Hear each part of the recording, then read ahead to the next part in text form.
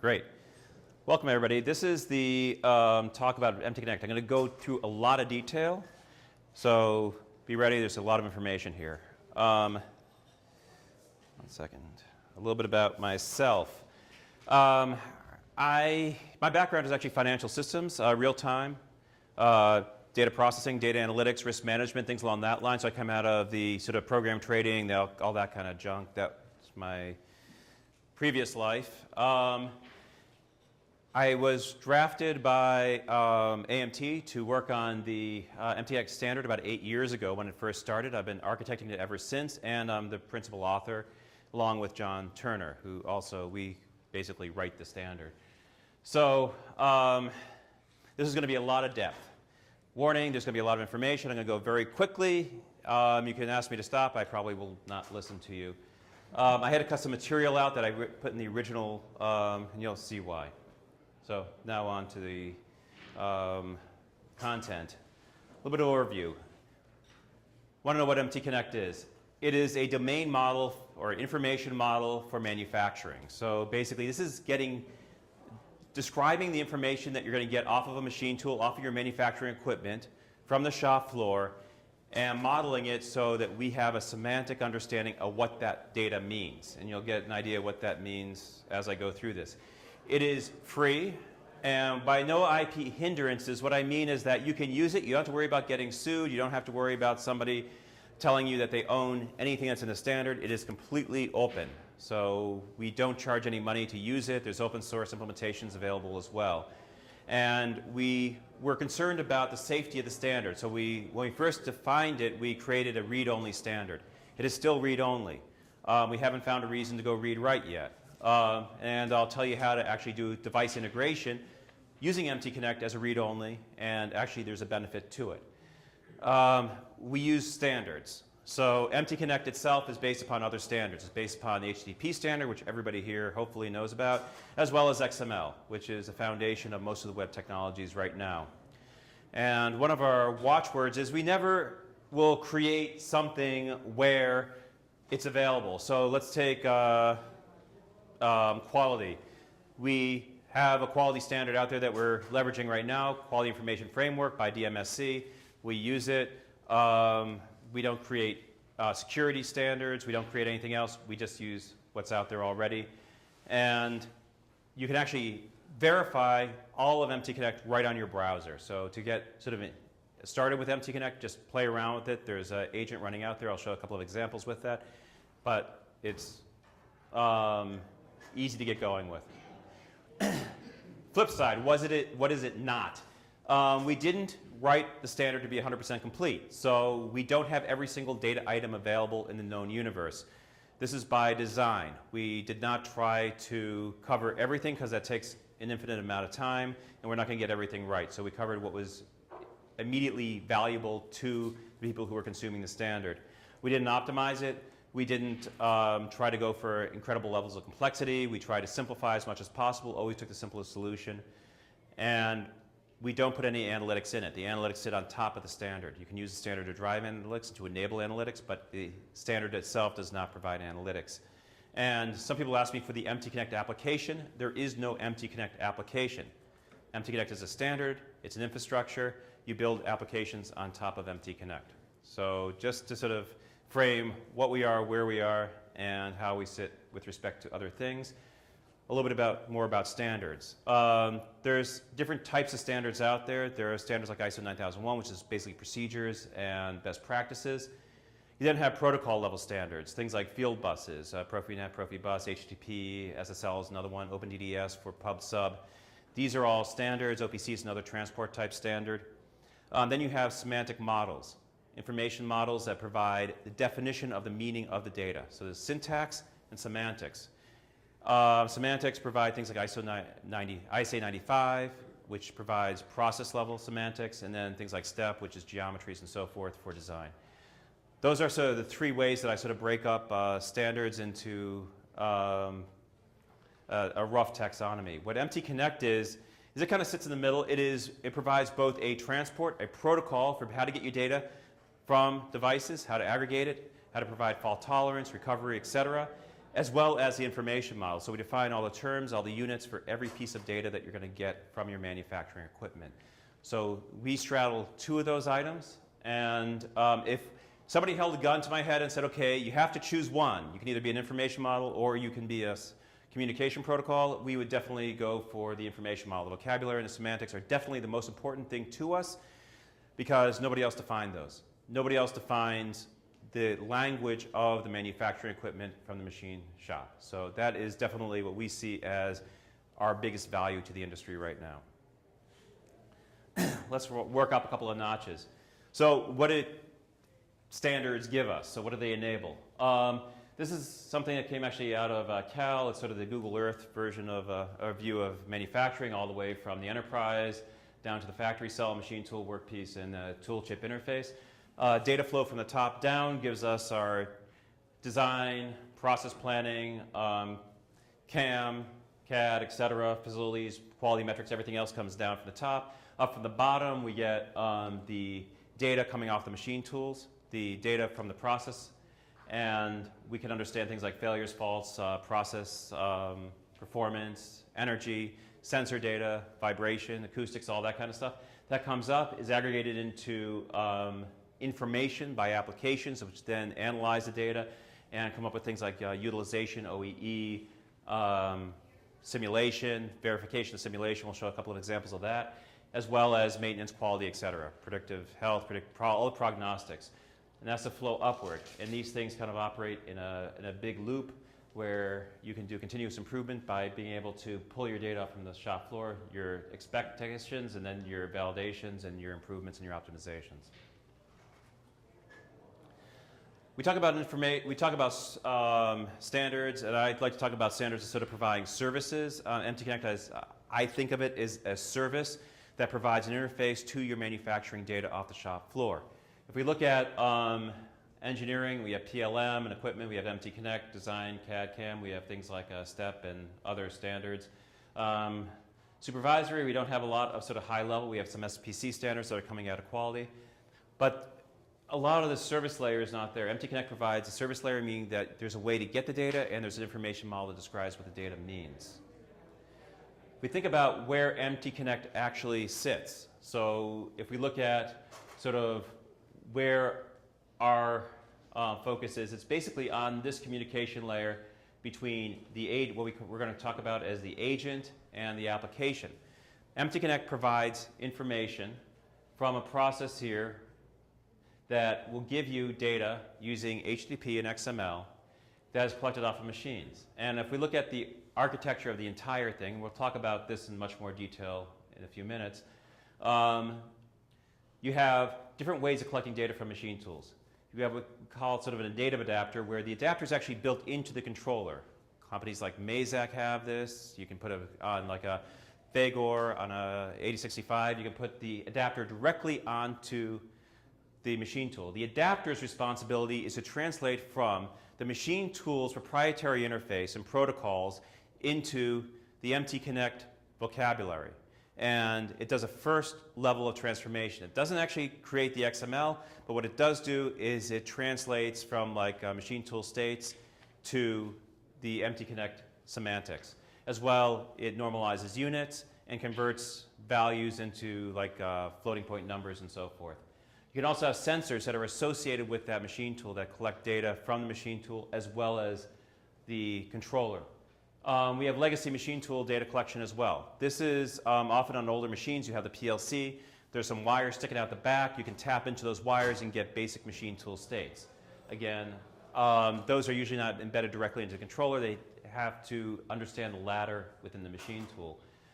There are some that are networked. And if you look at, Focus 2 is from FANUC Controls, LSV2 is from Heidenhain, and EasySocket is from Mitsubishi. All of those are network-based protocols that are proprietary to that builder or to that controller manufacturer. And you can use those with a network-based adapter. Basically, you put it on a different machine, and that can then collect data from that machine and, again, translate it into MTConnect. The adapters are not part of the standard per se. They're an artifact of the architecture. And it makes it easier to be able to develop a generic agent that can work across any machine tool, collects data does store and forward, implements the whole protocol, we'll go into that in a lot of detail, and translates the information for the application. So, again, the data flows one way. The data is flowing from the machine tool, from the sensors, the CNC or the PLC, to the agent, and then to the application. And it is unidirectional. We do not write data back in. From a semantic translation standpoint, from the machine tools, we're getting raw data. This is usually bits and bytes, often signals, zeros and ones coming off of PLC signals and things like that. We can then translate those into basically key value association. So if we look at, like, let's say the 5,000 is a position that gets translated into millimeters. This is in inches right now. Here we have a load of 12.43%. We don't know what that means. It's basically just assign some value. You know, DeviceNet, OPC, things like that do tag value pairs. Again, we can convert it into a semantic, give semantic meaning to this sort of raw data that's coming in. At this level, it's just bits, you know, bytes. At this level, we've put a little bit of meaning and some syntax structure. Types are defined. At this level, we've actually given it semantic meaning. We then, and this is a sort of a meaning level, then on the value curve, as we take it into MTConnect, then we can give it to applications, which can then turn that raw data into information. The information can then go back out and improve processes, predictive, etc. All that flow is the value side. And I sort of call this semantic data transformation pipeline. Basically, how do you transform raw data coming off of sensors and machine tools into semantics and then into value to customers. So now we're going to jump over to information models. I told you this was going to go fast, so sorry if I'm going too fast. There are 4 information models in MTConnect. There's what we call devices, streams, assets, and error, which is only protocols. Devices basically gives you metadata. Streams are your real-time and your time series data. And the assets are key value storage. And then errors, again, just pretty much around the MTConnect protocol. I'm not sure how many people here know XML. Anybody? Okay, about half. Okay, good. So I'm going to go through just enough XML so that people who aren't familiar with it know what I'm talking about, because there's a whole bunch of information on XML here. So basically, XML is extensible markup language. The X is for extensible, meaning that you can extend it and add new types to it, which are extended off of base types. And I don't have time to go through that, but we'll be doing some webinars on that in the upcoming year. Provides the basic syntax and grammar for representing information in a file. If you're familiar with HTML, HTML is an application of XML, so everybody should be familiar with that. If you look at XHTML, it's basically a display language for how to display information on a browser. And XML, one of the nice things is it's human readable. In other words, I can look at an XML document, you're going to see that, I can read it. It's plain text, it's easy to understand, it's also, that makes it very verbose because the values are just written out. And the other side of that is it is easy to use. So you can just read a document and figure out what it means without having to go and look up a whole bunch of stuff. And the other thing is that's verifiable. So verifiable, I mean that there's 2 levels of verification in XML. There's what's called well-formed. In other words, the syntax of the document is correct. All of your open and close are paired up. There's then what's called valid. Valid means that it actually matches the XML schema. And MTConnect has XML schemas for all these different document types. The XML schemas provide all the grammar and all the vocabulary that we use and locks it down so that if the document doesn't match the structure of MTConnect, you can use a validating parser, and the parser will throw it out. There's parsers available in every known language, every platform available for the last, I don't know, 20 years. So you should be able to find one. The last thing we're going to be using is XPath, and we're going to do a little bit of a demo, a little bit of a discussion about that. And that's because that's how we do filtering. We select various components and data items to be able to reduce the amount of data that we're getting through MTConnect. So a little bit about XML. You always see process instruction at the very top. This basically tells you what version of XML you're using, and the character encoding. This is UTF-8. I'm not going to go into that. The elements are opened by an open angle bracket, And attributes are basically between the two angle brackets, and they're just the attribute name equals and the value. The values are in quotes. Elements can be nested, so you can have elements and sub-elements. Elements are always closed by a angle bracket slash and then the same name. These have to be paired at the same level. If they are not paired, it is an error and the whole document will be rejected as invalid. C data is what comes in the middle. So C data is between any one of these things. You can have what's called mixed content, which is where you have C data and XML and elements interleaved. There's also a shortcut version, sort of a simple version where you don't have a close, but it just has a slash angle bracket on the end that can't contain any content. How MTConnect uses this information. So the style guide that we use, and we always stick to this, is that we don't abbreviate. So you'll see everything is spelled out. If there's something like a path feed rate, maybe we could have just called it F, but we don't. We spell it out path feed rate. So we spell everything out so it's easily understood. Everything is clear language. We try to be as unambiguous as possible to be able to make this thing understood. The elements are in camel case, meaning the first letter is always capitalized.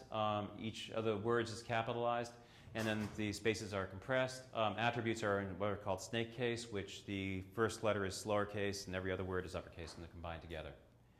And we then have these container elements, which we'll go through, which sort of make it easier to be able to parse documents, and they're always pluralized. XPath allows us to select elements. The syntax is basically you can use either an explicit path with a slash starting in the beginning and have each one of the elements listed out. You can use a slash slash, which is kind of a wild card. Any element in the document that has author, it will select all the authors. You can also then select using attributes. So I can say at living equals no and at famous equals yes. We'll then match these two. You can use ands and ors and other relational logic there. You can also use a star as a wild card for any element with this attribute equal to that thing. And that's how we can actually filter and select individual data items when we're trying to do our data analysis. So let's get into the devices document. Devices provides the meta information about the machine tool. It's a logical model, meaning that we didn't physically try to describe the machine, which axes are stacked on top of which other axes. We just list out all the axes, and it's a logical association. Control axes have multiple different, like linear and rotary elements, and the controller has paths, systems. We've laid those out as well. It is only metadata, meaning that we don't have the values for what's being given to you, being produced by the machine. This is only describing what information you can get out of the machine. It's kind of like, if you're familiar with like SQL, it's like the database schema. It describes what information, the structure of the data, but not the actual data itself. And that's an important thing to understand. So if we look at it, it's broken down into what we call components and data items. The top level we call device. So in the MTConnect devices document, at the top level, you'll have devices and then you'll have device. Each device starts with a device element. Device element can then have data items. Like in this case, it has availability and emergency stop. Below that, you can then have other components. So there's a top level component called device, and then each one of these components here, like axes, as I said, plural, is a container component, which then has linear components, linear x, linear y, linear z, and a rotary c axes. And then within those, we have some data items like position and load, and here we have angle, rotary velocity, and load. Then here we have a controller. The controller has two conditions, logical program and temperature condition. And the path has a program execution, controller mode block, and path position data items. This is the basic logical architecture of a simple three-axis machine with some, these are reasonable set of data items. Usually there's a lot more. If we look at it now in XML, let's take the component. The attributes of the component are the ID name and UUID. UUID is only required for a device. You see here the device name, UUID, this is just a standard UUID, and then an ID. ID is the only thing that's actually required. An ID defines a unique name within the document.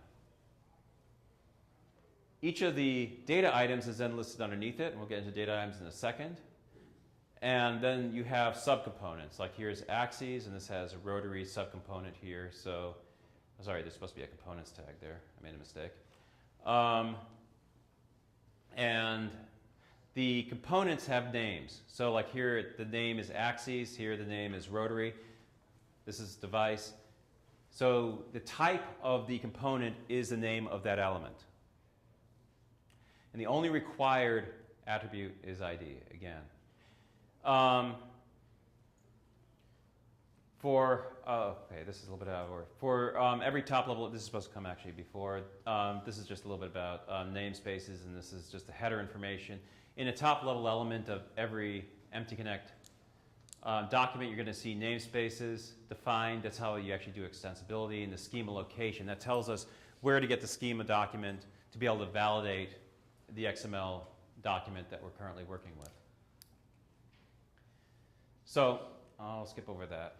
A data item, the taxonomy of a data item. Basically, again, you have a lot more attributes for a data item. The only three that are required are the ID, category, and type. The data item is identified primarily by the category, type, and subtype. Each type will only appear in one category, usually, except for conditions.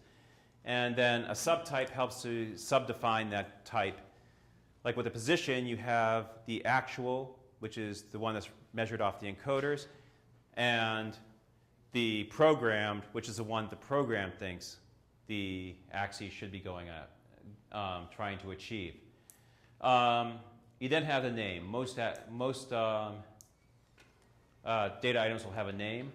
And then we also have units. Units are actually required for samples.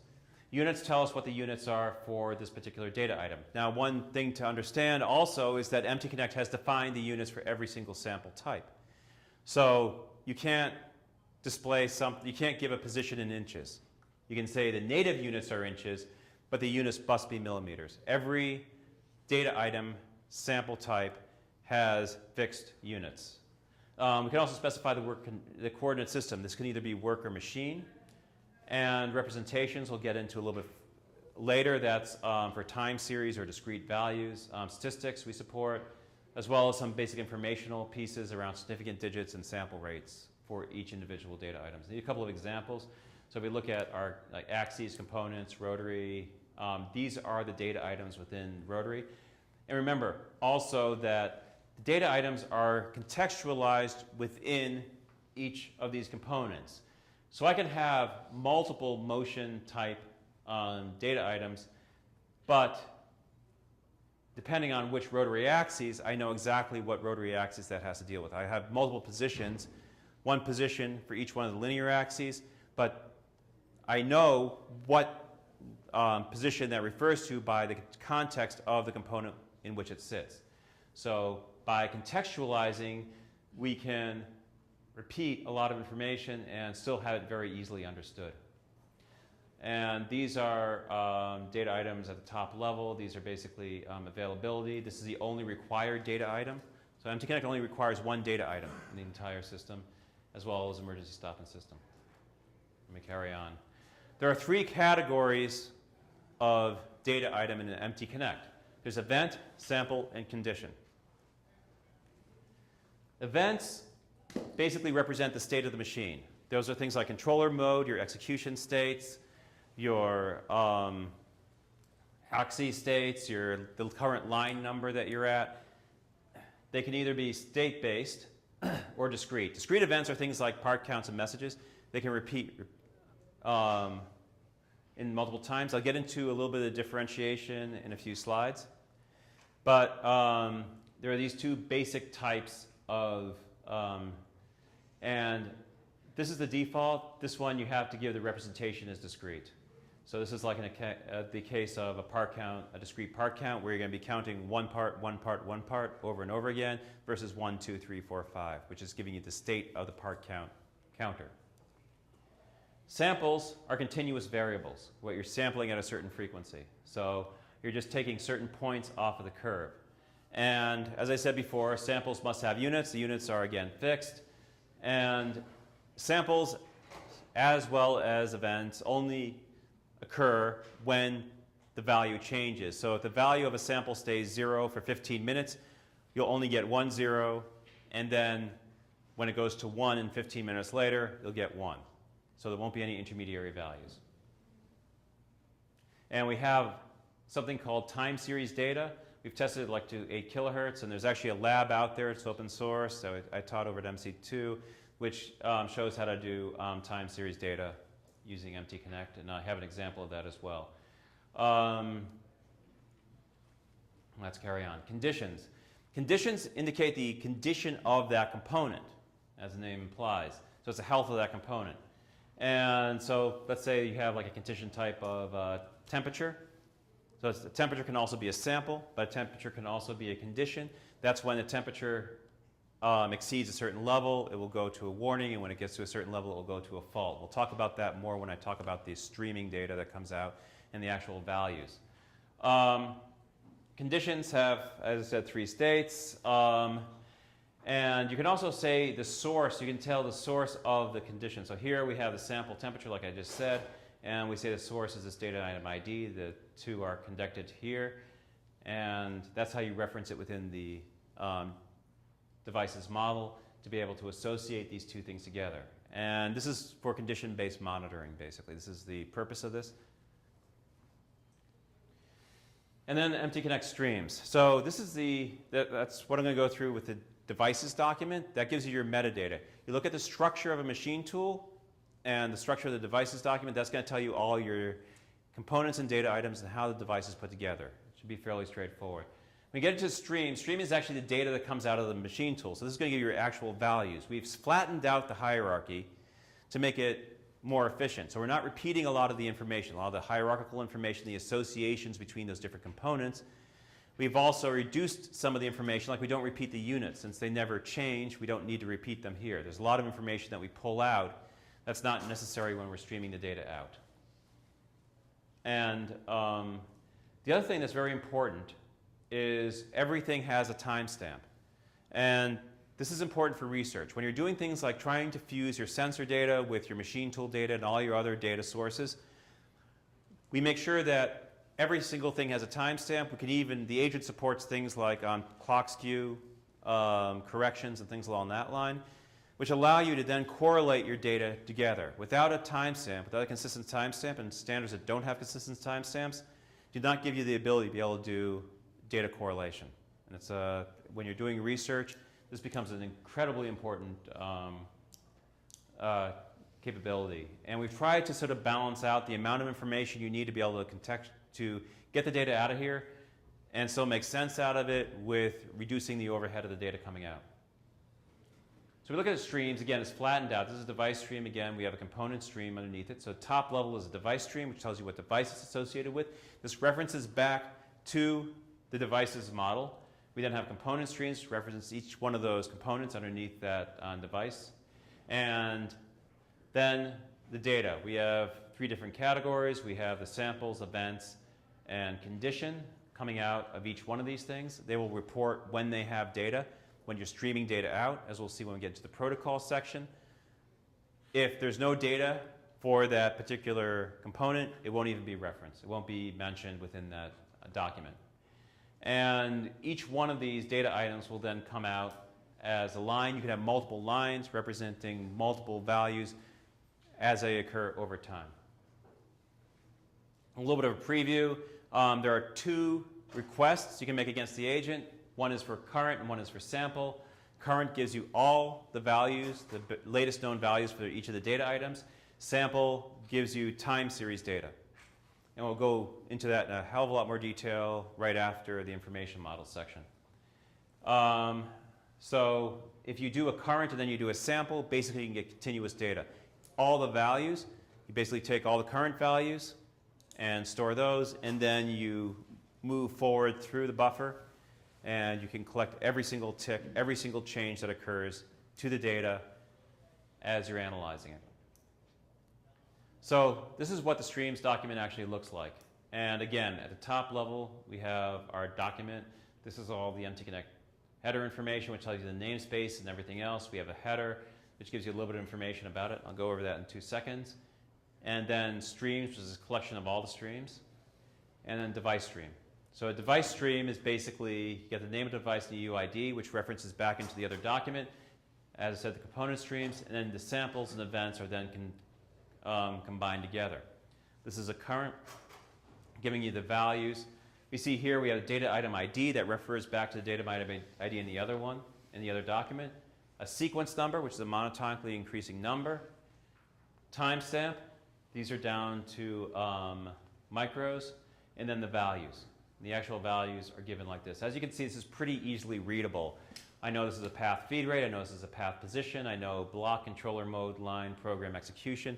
If you just read the document, most people can understand what it means. The what are called control vocabularies, like the states here, automatic and active, also are designed to be easily understood. And we have everything defined in the standard. You can download it for free and get the entire vocabulary and all definitions of everything we have here. The header information, this is all protocol related, and we'll go into this in more detail when we get to the protocol. But in overview, we know how many items we can store. We know the sequence numbers. So that's how we can move through the MTConnect data in contiguous form without missing any single beat. Version information in the header tells us what version we're dealing with. This is 1.3.0 for this version. And the instance ID helps us understand when the agent restarts. So if the agent fails and restarts, the sequence number will reset and the instance ID will change. So for streaming data. So streams can also have multiple device streams. So in other words, MTConnect, one MTConnect agent can support multiple devices. It's not a one-to-one. And each of those devices can have its own set of device streams. So you can basically stream out data. And for each device stream, then you have multiple component streams. And they have names, IDs, component types, etc. associated with them. The component stream itself has sections for events, sample, and condition. Condition is not pluralized. This is like one of the only cases where it's not. And the reason was it wasn't conditions, which had a slightly different meaning. It's actually defining the condition of the device. So, you know, a little bit of vocabulary, syntax stuff there. But we decided that condition was a better word for it.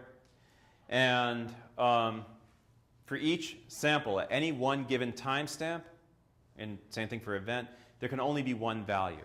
So in other words, at any given time, you can only have one value. So a machine cannot be in two states at the same time. It doesn't make sense. So if you look at the series of data coming out of the machine, you'll see that for every timestamp, there's only going to be one value for every sample, every event. Conditions, though, you can have multiple alarms at the same time. So for any timestamp, you can actually have multiple conditions active at the same time. And sequence numbers are not the same as timestamps. I want to make sure that some people try to use them the same way, but the sequence number is the arrival order in the agent. The timestamp is when this piece of information was collected from that device.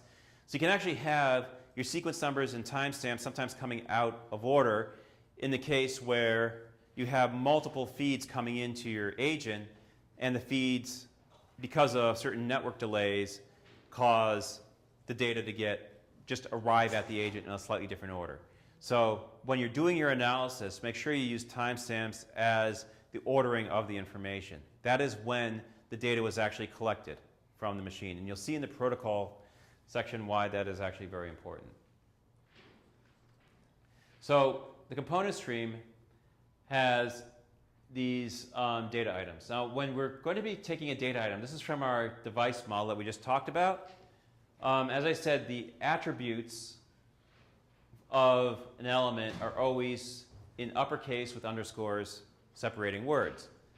And the elements are always in camel case, like this. So what we do is we translate from this here, like controller underscore mode to controller mode, and capitalize the 2 letters. So when you see the data coming out in the streams document, the type is used as the element name. And we just do this simple transformation to be able to make that association. Same thing here with execution. We just translate, remove the underscores and capitalize the letters. And then you'll see the values coming out here. And the values are always grouped by category, as we said before. And you should use the data item ID, which is right here. Data item IDs will always match up, always be the best key to use. Data item IDs are always unique within a document. It's a requirement of XML that the ID, as an ID type, must be unique within a document. So when you get a MTConnect devices document, which has all the data item IDs for all the devices, each one of those IDs must be unique.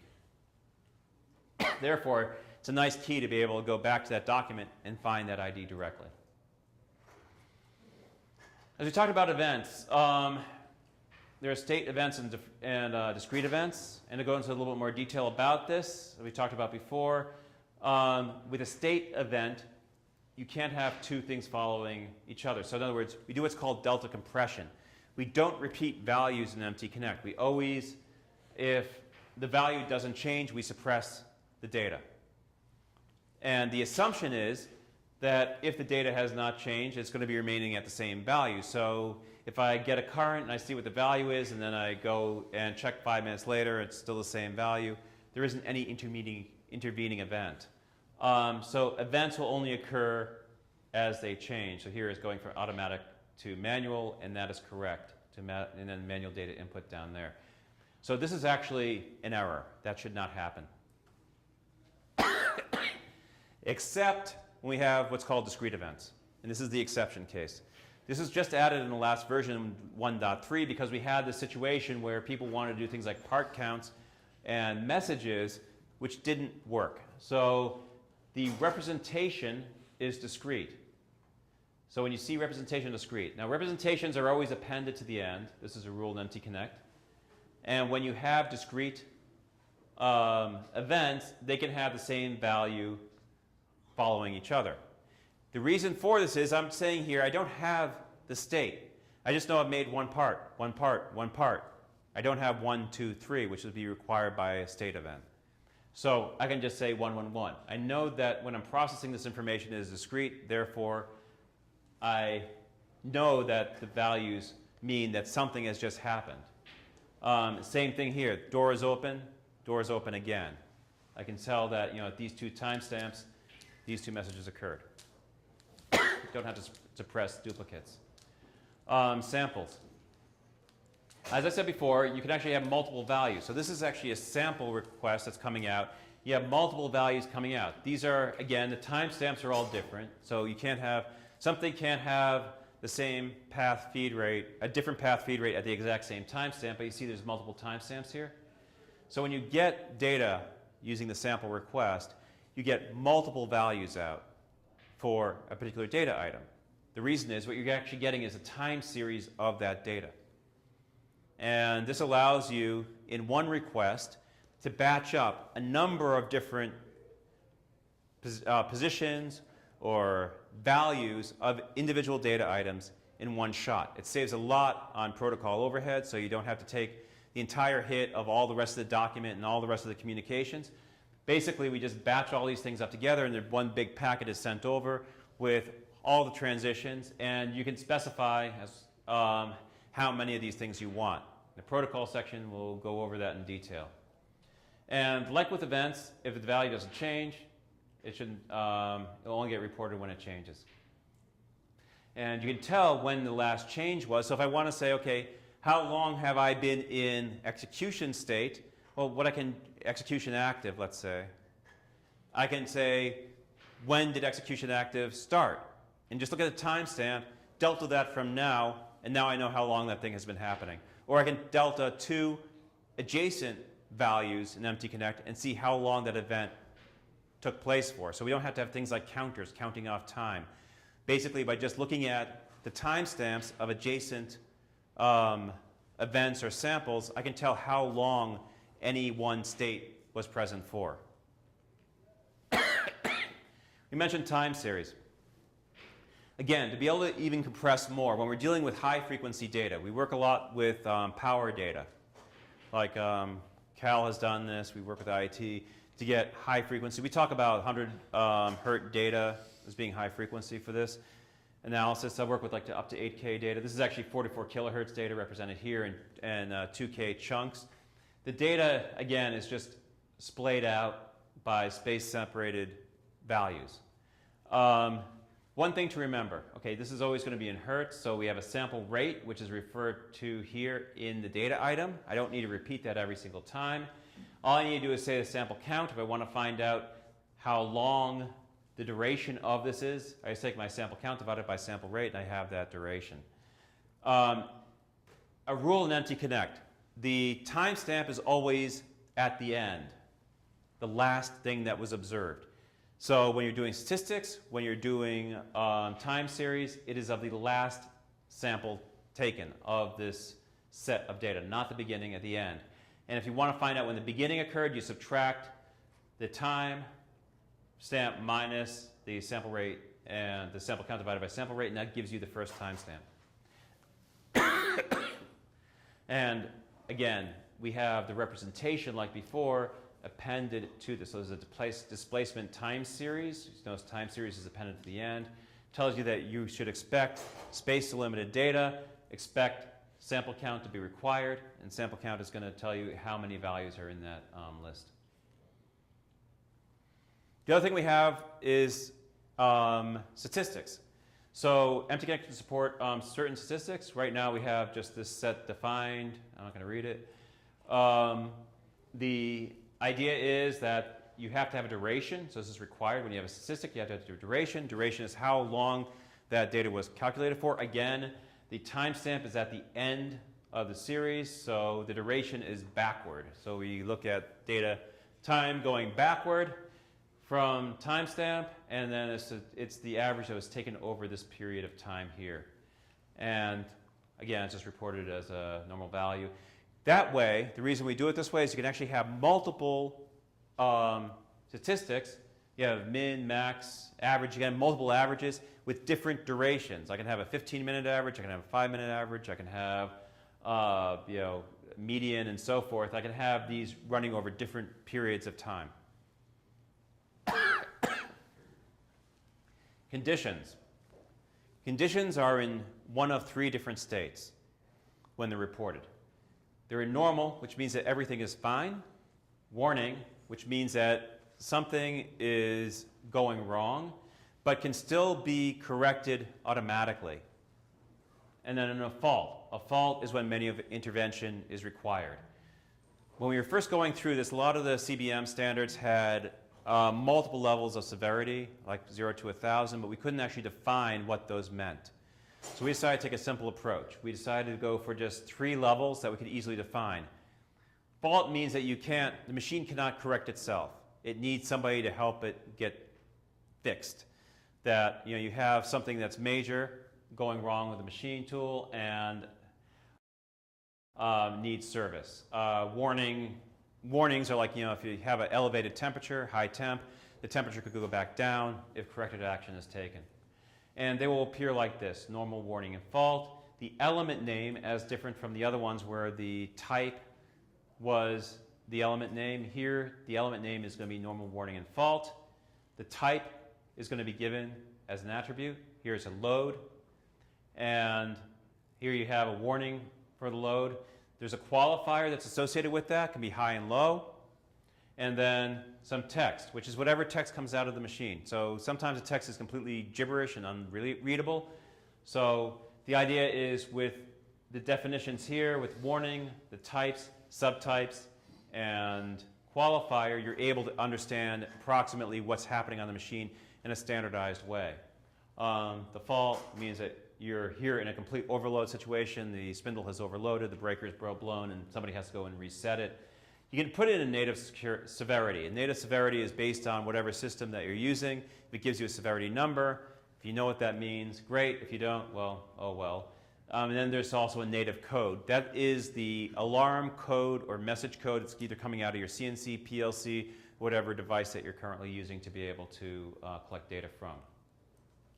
And again, these are all contextualized. And so this is all to deal with your rotary C axis. I can have these same load conditions in my linear axes, my rotary axes, and by looking at the component stream that's associated with it, I know exactly what that means. And when we talked about multiple conditions, here's an example of that. So at the same exact timestamp, I have multiple faults. And this is a fault in the motion program. I have multiple syntax errors currently occurring, similar native codes. And basically, I have these three spilled out here. So the condition, if I do a current, and we currently have 3 alarms active, I will see 3 alarms in the condition section for the component. Let's say it's a controller component. I will see those 3 things listed out there. And when you get a normal, I can clear a single alarm without clearing the other 2 by setting this one to normal. I can also do what's called, I can clear the entire set. If I have no native code, then basically what happens is the whole set of alarms are then cleared. It's kind of like somebody pressing the reset button on the machine. All those alarms and warnings will get cleared in one shot. Sorry, I've had a cold, so this is an interesting experience. The data availability. I mentioned this before. The one data item that is required by MTConnect is availability. It tells you one thing: if data is available from this device, nothing more. We tried to pare it down to the minimum bar for requiring information from a machine. This allows us to go across almost any type of manufacturing equipment, sensors, anything can be supported by MTConnect as long as it can tell us whether it can give us data or not. Should be a pretty easy thing. So availability has 2 values, available and unavailable. Any data item in MTConnect can have the value of unavailable. So if it's, in this case, it's a sample, it can have unavailable. Conditions, when they're unavailable, they have the element name of unavailable, so it's unavailable, normal, warning, fault. That just tells us that we don't know. Doesn't give us any information except that the data is unknown to us. So if all the types, whenever you extend any type in MTConnect, you have to make sure it takes the unavailable value. The third data model, so that's streams. So most people just deal with the first 2 data models, the devices and the streams data model. That describes your data, gets your real-time data and your streaming data out of the device. The second area is assets. Assets provide more rich data models. Right now we just support one, which is cutting tool, but it provides what's called key value pair store. And that gives us the ability to describe things like cutting tools. We're going into parts, inspection, and general file management in future versions of MTConnect. Right now, in 1.4, which is going to be coming up soon, we're going to be handling parts, which handles your entire part flow, sequence, and process steps to be able to make a certain part given a machine. And the other thing, we're going into like coordinate transformations and things like that. So the idea is you have a unique ID. This is your asset ID. When you talk about key value store, this is your asset ID. Your asset ID is then associated with a XML document which describes what that thing is. If you look at what a cutting tool looks like, it's broken down to these pieces. This is why it's a whole different information model. And each of these assets are going to be separate information models. We just call a cutting tool lifecycle here. So basically a cutting tool lifecycle. I'm not going to go into the archetype versus the instance right now. Basically there's an abstract version which represents any type. I'll actually go in a sec, sorry. And then there's various properties associated with the cutting tool, and then measurements. So there's a separate collection of measurements which tell you things like your body diameter max, or body length max, protruding length, and like flange length, and all kinds of things like that. And each one of the cutting items of that cutting tool can then be broken down further. The locus tells us where that cutting item is, which row and column it is, if it's like a milling cutter. And then we have additional measurements associated with that, which is for that individual cutting item, what's the cutting diameter, the functional length, etc. The idea behind this, we first looked at like ISO 13399, which dealt with the geometries of cutting tools. It took a lot of our vocabulary from 13399. So if you look at this standard, look at 13399, you'll see that there's a lot of similarities between what we do, but we simplified the model down to something that is more easily ingestible. So if you look at a cutting tool, basically we have these different measurements. So this is basically the locus, the different rows and indexes of various different cutting items. This is the abstract shape. And these are the codes that are associated. These are the codes from ISO 13399. Now we preserve those codes within our data model, so we'll call things like a overall length and use the OAL code as a reference. LF1, 2, and 3 are the different step functional lengths, and again, we'll reference those directly. We look at, so I mentioned this briefly, and I said I wasn't going to go into it, but I lied. So there are two models for cutting tools, and actually this carries through parts and a lot of other areas.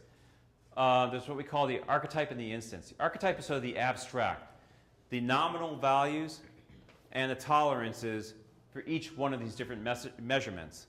It doesn't have a status on it. It doesn't have anything about the life cycle, how long it can be used.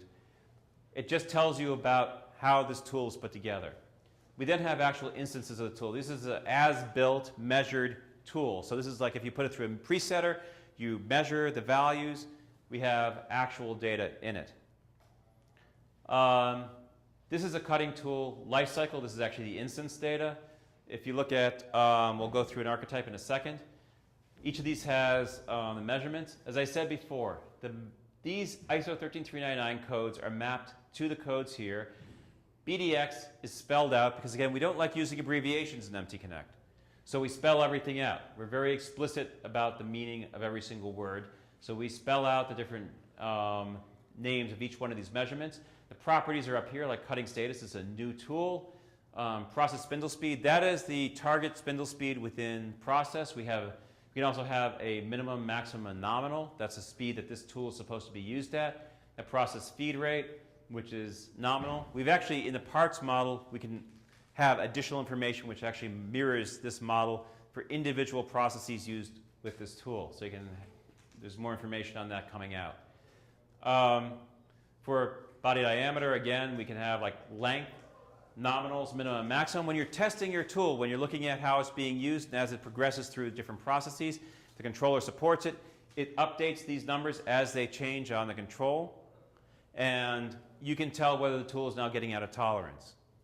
So you have the base information, plus you can do tolerancing information. It's all built into the standard directly. The archetype, again, is kind of like the instance, but it's without all the measured values. So we have the minimum, maximum, and nominal values for all these guys, as well as the codes, and we just present that information. Again, we don't have a status, because status doesn't really make any sense here. We can do life cycle. We can do tool life measurements in seconds or in part count as well on the instance. And we can also, now we're adding into 1.4, we're adding the ability to do life of each individual cutting item, because we found out that that's actually required, status and tool life on individual cutting items. So when an asset updates, so whenever something changes on an asset, it's either added to the agent, or it's updated from the agent, or it's removed from the agent, you'll get an event.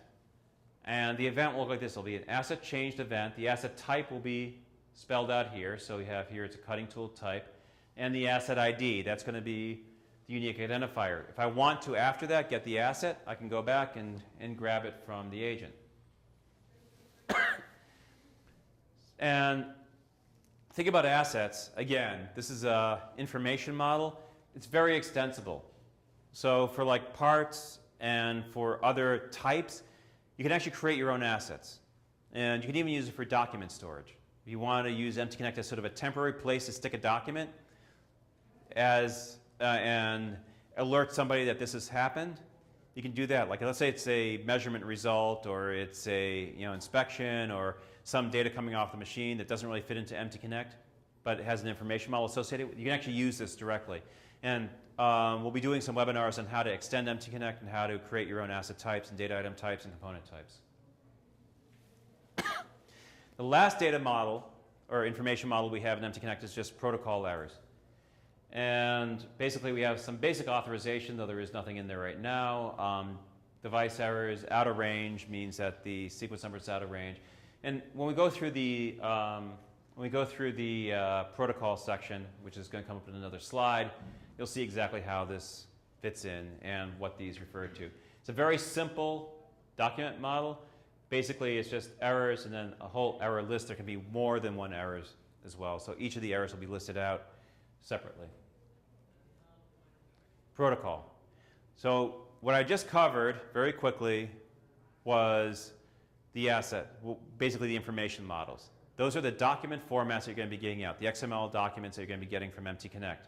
The next section is the protocol section, which is going to talk about how we actually interact with the MTConnect agent and how it works. So at a very high level, MTConnect is basically just, I make an HTTP GET, which is what browsers do all the time when you visit a page, and then there's an XML response that comes back from the agent. The agent is really just a little HTTP server, like any other web server out there on the internet.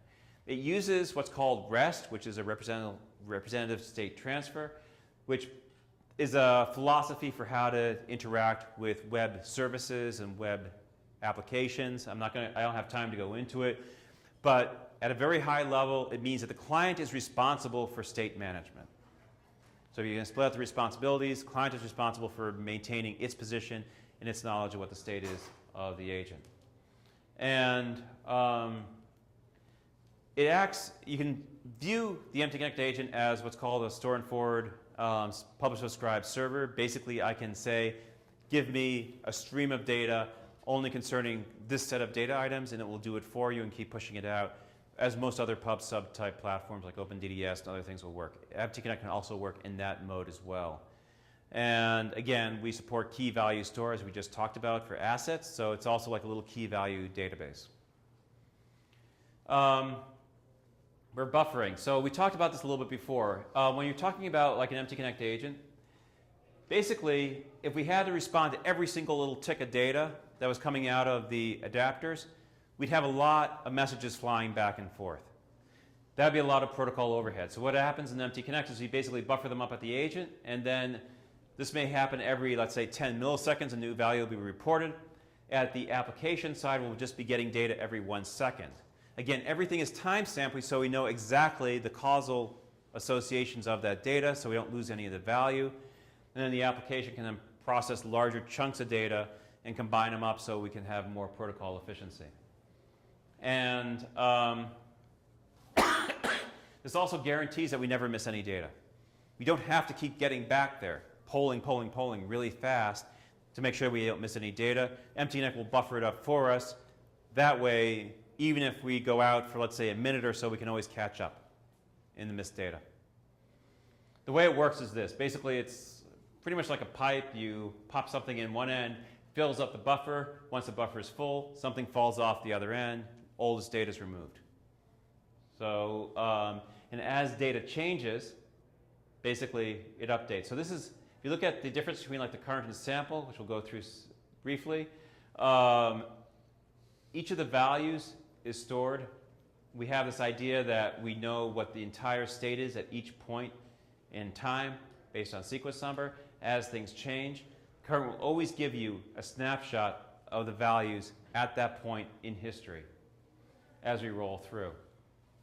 And the benefit of doing it this way is that we reduce the amount of resource consumption. So in other words, the agent won't grow infinitely, which is a problem on machines, especially smaller machines where you don't have limited resources like memory and so forth. So we want to be able to make sure that when we deploy an agent, we have a fixed maximum amount of memory the thing is going to take. By limiting the buffer size, it will grow to a certain size and then stop. And we can control that, and it's very predictable. The other thing is we want to make sure that we can always recover data. So we want to make sure we have a buffer size usually that's big enough to be able to depending on the application frequency, the recovery times, and so forth, we can always recover. Maybe a day's worth of data is what's required, maybe a half a day's or an hour.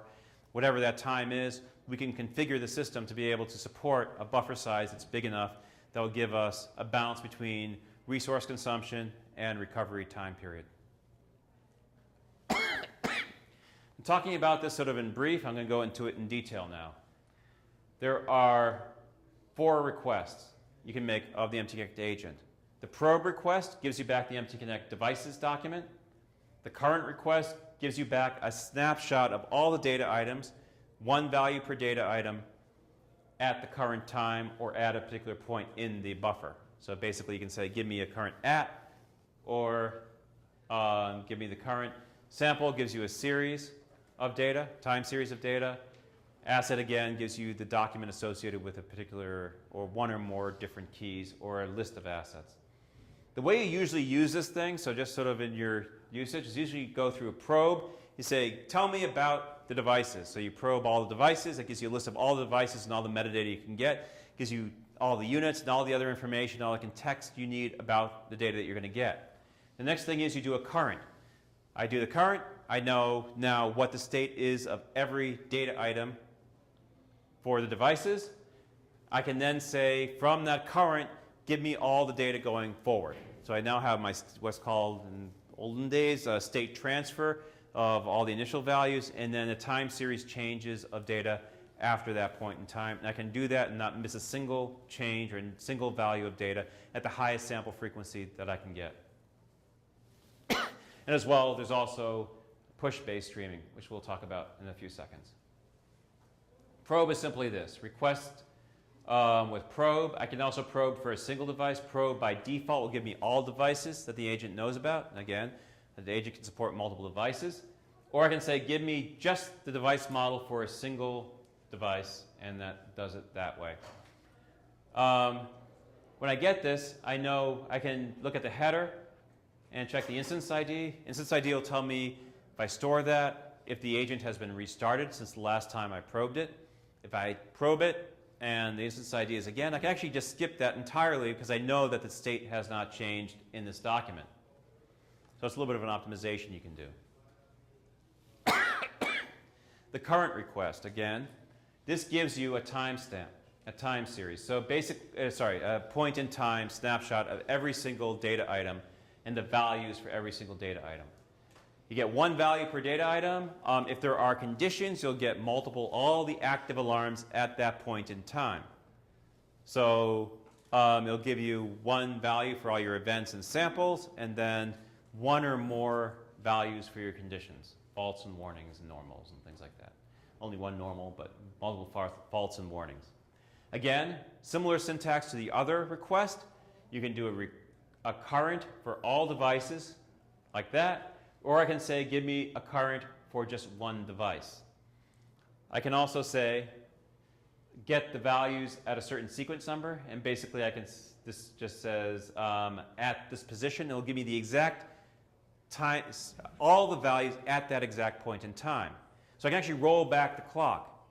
If I see an alarm has occurred and I know the sequence number of that alarm, I can say, okay, give me all the values, 1 sequence before that alarm occurred. So if I'm looking for, like, let's say an overload or something like that, I can just roll back the time to 1 point before that, and basically that will give me the entire state of that machine at that point in time. That's what at allows you to do. Interesting things. In the protocol header here, we have, I talked about this a little bit before, we have these things called next sequence number, first sequence number. This is the first one in the buffer. This is the next one after this current, and this is the last sequence number. So if I do an at, it will be this value plus 1. Next sequence will usually be right at the end of the buffer and 1 off the end of the buffer. So that's where I should start going with my sample. So sample by default, if I don't give it a from, will start at the very beginning of the buffer and give me data going forward. I can give it 1 attribute, or sorry, 1 argument called count, and say, give me this number maximum. Again, that's, it may give me more, it may give me less. Sorry, it may give me less, it won't give me more. So I can say, give me 10,000 or however many data items I want, or values I want from the agent. So The from allows me to start at a certain position and then work my way through the buffer. And again, if I did the, when I did the current back here, I take my next sequence number, I pop it into here, and now I have a contiguous stream of data from that current moving forward. I can poll. There's two ways of getting streaming data out of MTConnect. I can poll.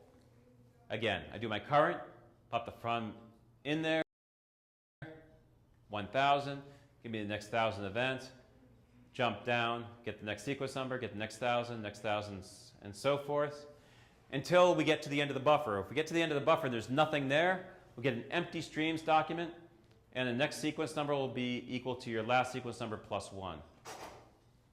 That's how you can actually detect that you're at the end of the buffer. And you can keep polling, and as long as you keep getting empty streams, you're fine. And then once your data is flowing again, you'll see that it'll start to come in here again. The other way is, this is one extra point. If, let's say, we fall off the end of the buffer, we are before the first sequence number, you'll get an error saying that you're out of range. So if you try to do a from or an at that's outside of the range of the MTConnect buffer, you'll get this error. Again, we talked about the errors document. This is one of them that you'll get, out of range. Now, the current in the sample can be filtered. As we talked about before, you have to use XPath to be able to do this. This is a reference up there from W3C. It's another standard. So we're just using that standard to be able to implement our form of filtering. You can filter based on data items and components, basically any part of that device's document. This works off the device's document, not the streams document. Important point. And the components are handled recursively. So if I say, give me all the axes, it's going to give me all the data for the axes as well as the subcomponents of the axes, linear, rotary, etc. And the way you do it is you specify path equals as an argument in the URL. And again, you can do one device or multiple devices as well. So here are some examples. So again, if I want to get axes from this document, I specify this with the 2 slashes, and it's just give me the axes component, and then all these data items. Now, if I have multiple axes components in multiple different devices, it'll actually give me all the axes for all the devices in that MTConnect agent. And if I want to select just the path data, I can do it that way. I can say, give me just the position data. So path, at type equals position will say, give me just the data of type position. Position or angle will give me just the rotary or linear positions and angles, and so forth. And I can even say, give me the linear x-axis data items for position.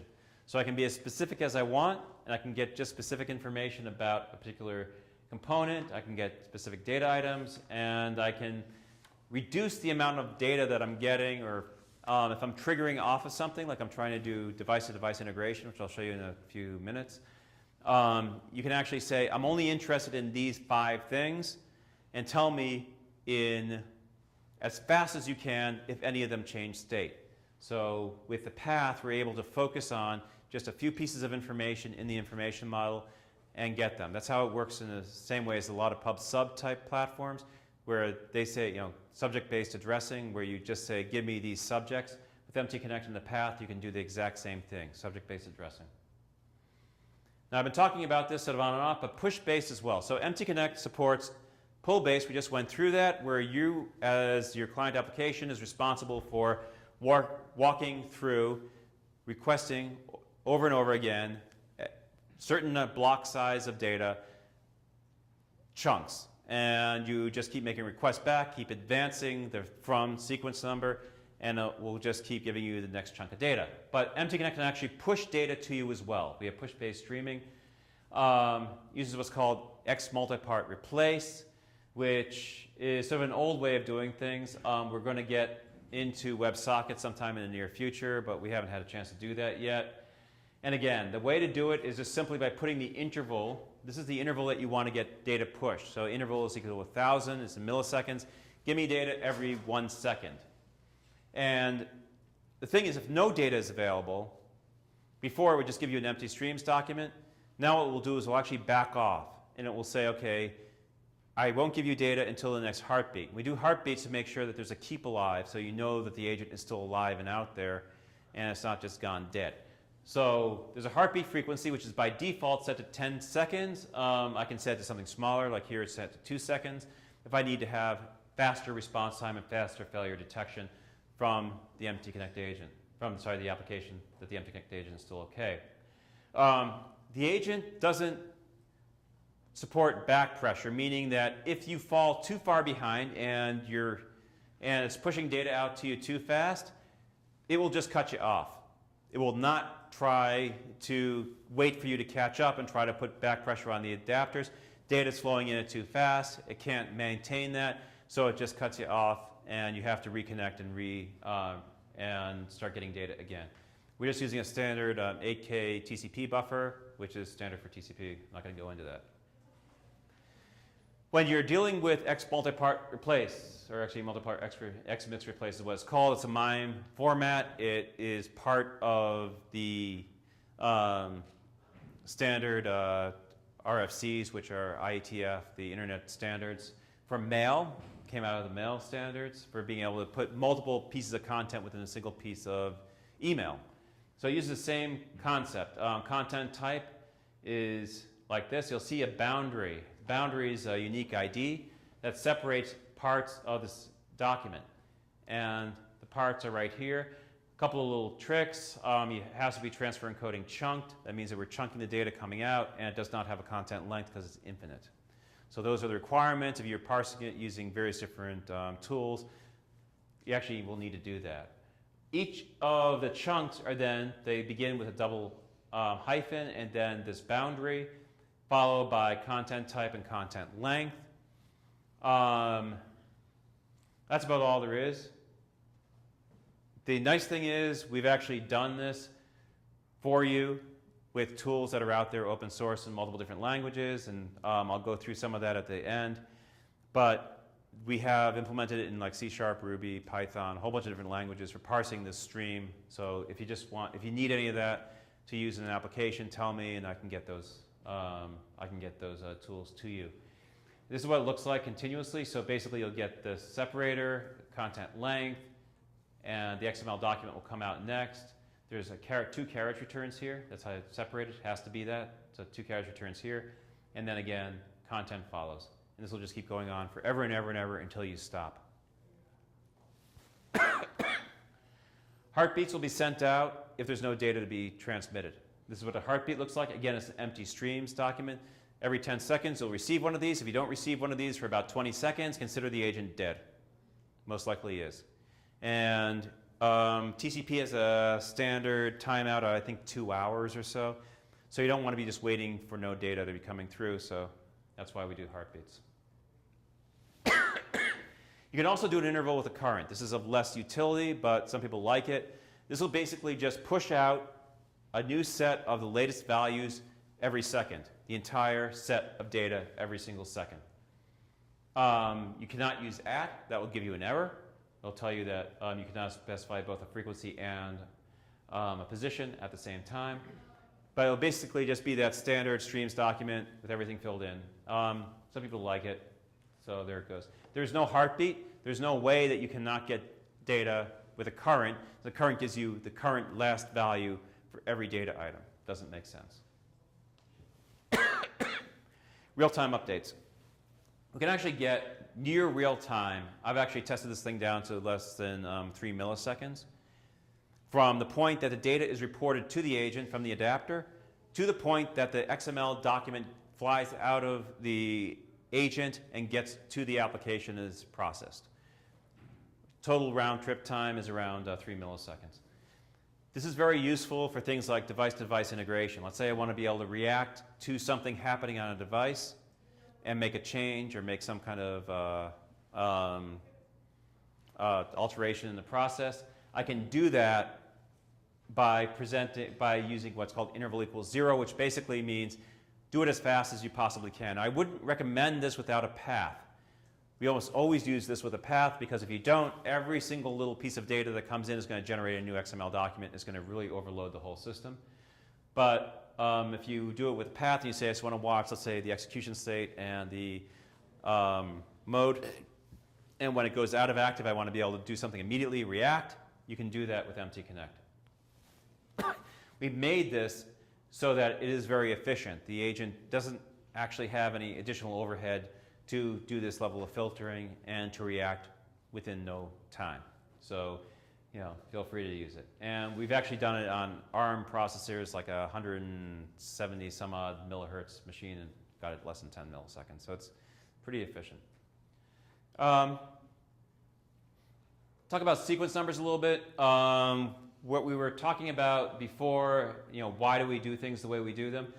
If the agent happens to fail, or the application happens to fail, and you're persisting your instance ID and your sequence number, next sequence number, you can actually carry on exactly where you left off by being able to, say, pick up from that point in time. So what I do is if the instance ID has not changed, I just say, give me everything from this point forward. If I get an error that we're out of range, then I go to this section here and say, do a current, and then sample from that point on. So that's a standard approach. This allows me, this is actually the concept of REST, where the client is responsible for being able to maintain state and preserve state. The agent doesn't have to worry about where anybody is in the stream, or if anybody has failed or needs to continue on. It basically just is responsible for collecting data. And this provides a complete failure recovery scenario without any additional burden on the agent. And as I said, there's a lot of open source implementations out there. If you go down to MTConnect, GitHub/MTConnect, you can actually see a lot of these. Ruby, Python, C, C#. We've also done work in JavaScript, Node.js, and I don't know, whatever you want to work in. If you need tools and technology, we can probably help you get some technology going. And we can deal with most any language that's out there right now. Let's talk about assets a little bit. So asset requests. Basically, to get a single asset, we just say asset and then a key. For multiple assets, we can separate them by semicolon. You can also say, give me all the assets, and this will, I think it defaults to like 100 assets, newest to oldest. And then we can say, give me the last 1,000, and we can also then filter by type. So these different ways we can get assets out of the agent. We're going to put in the next version, we're going to put in a filter also by device as well. We didn't put it in there. But, so if you want to, let's say, get an alert that says asset updated, I can then go to the asset and just pop it in there and basically get that whole document back. That's how things work. So the other thing is we have this idea of removal. So if the asset is removed, if I grab it directly, I specify it by ID, it will return the asset with this attribute removed equals true. If I say give me all the assets, it will automatically give me them without the ones that have been removed. But I can say if I want to see the removed ones, set removed equals true, and that will give me all the assets, including the removed ones. So in other words, if I say assets here, it will filter out the removed assets. Just give me the assets that are currently valid for those devices. This allows me to say, okay, if I want to get all the assets, let's say from a ATC, I can just say, give me the assets, and it will list out all the assets, all the tooling that's currently available, even if the tools have, and then if the tools are removed, it will then eliminate those tools from that list. Asset storage is similar to the storage of events. Basically, we put them into a circular buffer or into a queue, and then they fall off the end. There's a limited storage. We try to always make storage limited so the thing doesn't blow up and get too big. It does not preclude persistence, so we've talked about possibly persisting this into a key value store, and we may be doing that in the future. As assets are removed, they're not actually removed from the list, they're just marked as removed. As assets are updated, they move to the beginning of the list. So if the asset is here in the list of as age, as it's updated, it will then move to the newest position and be right there. So they're promoted. And as assets are being updated and processed, they will always be sort of at the front of the queue. And your oldest assets that haven't been used in the longest time and haven't been updated in the longest time will fall off the end of the list.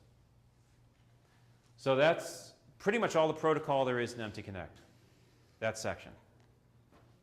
So now we're going to talk a little bit about how to get data into MTConnect. And this is the adapter. This is a very abbreviated version of the adapter. There's some webinars out there right now and labs on how to build your own adapter in C#. If you want to look at those. As well, we're going to be doing some more work on this in the near future. So again, to review, we can have adapters. It's a many-to-many relationship. So a single device can have multiple adapters. A single adapter can also be servicing multiple devices. So if I have, let's say this is a special sensor, network-based sensor adapter, just using some kind of wireless protocol. We have multiple sensors feeding into this guy here, and then those can be separated out for each of the different devices that they're feeding. As well, we can have multiple adapters here, one adapter per machine, or we can have multiple adapters per machine. So there's this many-to-many relationship between the adapters to device and devices to adapters. And an agent can support multiple devices at the same time. This is implementation. So this is not part of the standard, but this is the way that the reference implementation has been done. I want to make sure that's also clear. The adapters themselves communicate just over a simple socket. So in languages, scripting languages like Ruby, this is about 3 lines of code. And there's a heartbeat that's associated with these adapters, again, similar to the agent to the application, which makes sure that you know the adapter is still alive. And we call it the ping pong. Basically, the agent will send you a ping, you respond with a pong, tell it how frequently you want it to ping you, and so this tells it every 10 seconds, and that's what it's going to honor. As well, the timestamps from the adapters are always in UTC. We can do what's called relative time, which basically means that I can give it a timestamp, which is what I think is correct time, and tell the agent that really you should be, my clock may be skewed, and the agent will figure out how to correct the time. We can also do what's called relative time based on a offset, which is just number of I think it's microseconds, and it's an integer value that increases, and basically that's the number of ticks since you began, and the agent will automatically figure out the delta and then apply it to its current time. So by using those techniques, we can actually correct for clock skew on network devices, which is actually, if you look at manufacturing equipment like controllers, they almost always have the wrong time. I mean, it's amazing. They can even be days off. We've run into some real weird oddities out there. So in simple, the events and samples are key value pairs. Conditions messages are a single line. A little bit of examples. So they always begin with a timestamp. Timestamp can be whatever level of resolution below seconds. So this is like into micros. And then paired. Data item name or ID, value, and so forth. They can all be combined on one line. It's very simple. Conditions are a bit more complex. There's a timestamp, a data item name, which associates it with or ID, which associates it with the devices model. The level, which is going to be fault, warning, or normal. A native code. And then if you want to pass a native severity and a qualifier, you can pass them through there, and then the message that's associated with it. Messages also have like a native code associated with it, and the data item name, etc. And time series are also on one line, and timestamp, data item name, the number of samples, and the sample rate. Sample rate is optional if it's given in a data item. If you just leave it blank, the one required thing is a sample count, and that's going to be, again, just space-delimited values going out there. We have available libraries, so if you want to develop your own adapters, you can develop them in C++, C#, any .NET language, Ruby, Python. And we have Node.js. We have some other things that we're going to be open sourcing as well. So again, any language you want, tell us, we can provide. There's also a lot of adapters out there for existing equipment, and with universities, we will often just give this stuff away. So like for FANUC, Heidenhain, Vagor, Mitsubishi, controllers, there's adapters available. Akuma, Mazak also have adapters available. Makino. So if you have equipment in your shop. Unfortunately, I think Haas is coming out with something, but they don't have anything yet. Basically, you can usually get data off of the thing. So this is just very brief. You can basically, for extending the scheme, I'm not going to be able to go into this because we're not going to have time, but you can create new components, data items, and asset types. And I'm going to go into this in some other workshops. I'm going to put in webinars for how to extend. The most common one is new data item types, and actually very simple to do. You only have to extend the MTConnect streams document. Only one document needs to be extended. The other ones are actually good to go. And you just create your own namespace and extend it. I even have tools for being able to do this and simplify it beyond where we are right now. Okay, so talk a little bit about machine-to-machine integration. We've gone through the protocol, we've gone through the information models. One of the things that we extended out in the standard in 1.3 was this concept of interfaces. We did some work with NIST on this to be able to show how you can do read-only integration of devices and actually have the whole thing work together without having to write back. And the idea was this. Basically, I have my controllers. I have what I'm calling now the executive, which is basically a thing that makes decisions about what's going to happen on that control. So this is the only thing that's communicating back. Then we have the MTConnect agent, which is providing all the states. The executive is basically watching all the other devices currently in the cell or in the environment and is making decisions based on those states. So, you know, whether your door is open, your chuck's open, whether you want material or not. The interfaces actually are requests that go back to the machine and say, the machine basically says, I need you to load material. And the machine will tell that to a robot or any material handler. The material handler can also say, machine tool, I need you to open your door. Or machine tool, I need you to open your chuck. And the machine tool is responsible for executing that operation. So the idea is basically the guy who wants something makes a request and just changes the state of that interface to say that it wants to make that request. So the executive is actually not part of the standard, and the MTConnect agent is just passing information to it. This is actually a process that's running on the control. So it's only read-only, and it changes the state. So the way it actually communicates information back and forth is by changing its own state and making its own requests. The idea behind this project was basically to reduce costs. So often device integration was very expensive because you had to have centralized control through a controller, a cell controller, and then multiple PLCs deployed around the site, and everything was wired together, and then a bunch of custom interfaces and custom programming on both sides. The idea was to reduce costs by just having this all software-based, where we have the robot controller and the machine tool controller, and the MTConnect agent is, again, just pushing information back and forth. And the executive is the only thing writing back. The adapter is pulling information from the controller, and the executive is basically making decisions and pushing some of its own state back to the agent to be communicated out to the internet. The nice thing is two things. You can basically, I can both monitor everything that's going on, all the decisions that were made and all the actions that were taken in full view from any application, not just these two. So I can have supervisory also look at what's going on. As well, I've reduced the complexity of the components. Standard way machine tools are integrated. This is actually from 2004, Haas Robot Ready integration. If you notice, it's basically just a bunch of wires, and they're wired into this thing, clamped, unclamped, and so forth. You measure 24-volt signals that are either on or off, and that's how you make your decisions. With MTConnect, of course, you have the entire domain model. This is actually the parts model. I can communicate parts data. I can communicate information about what process is currently being run, and a lot of decisions can be made on both sides. So the robot can say, I've now got this type of part, and the machine tool can react and say, I can either make that part or not. And the devices can actually interact and communicate what their capabilities are and what they want to do. And there's some projects coming up around that.